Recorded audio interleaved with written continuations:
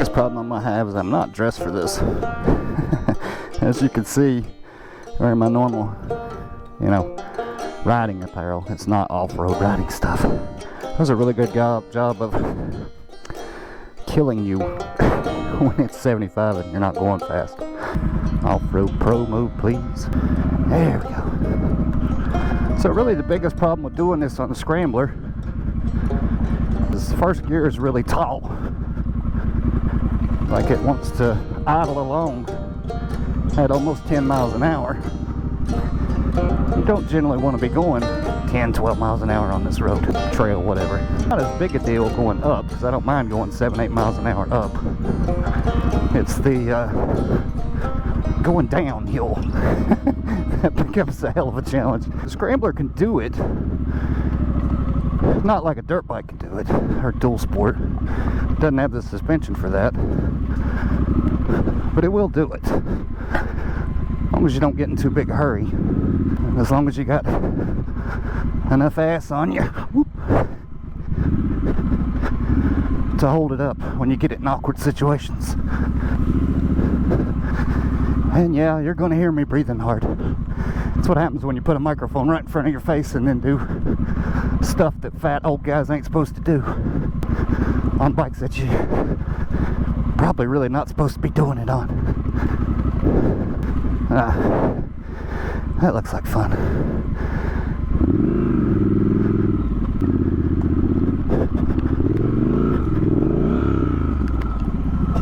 Woo! Don't go back no more, baby. Oh good, a tree stopped me.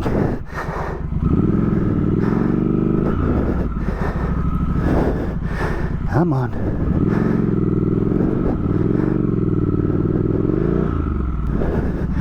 We gotta go up.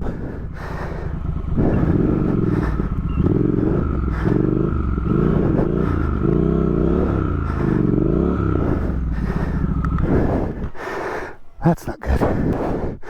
Probably should have just went over the rock. Alright, so if you're curious what I did wrong there, I was coming up through here and I saw a big rock there. I didn't want to try to go directly up it, which I should have.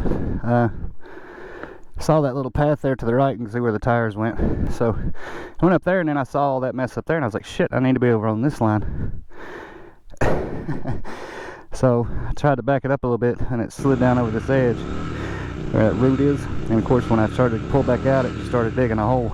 I dug a hole and you can see I tried to backfill it with twigs and rocks and all that kind of stuff, and it finally wiggled its way to the right, kind of following that root. And then I was able to get it to dig out and then, you know, get on up there. That's really the problem with taking the Scrambler off-road. It's not that it won't go. It's just that when you get into a situation like this, on a dirt bike or dual sport, you just get pissed off and you drag it out of the hole and go on.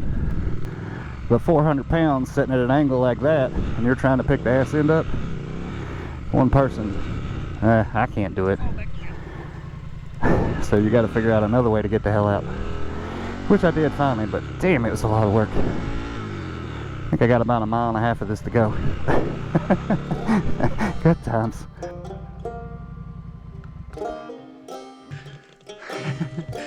That was hard work. I may regret this, but onward.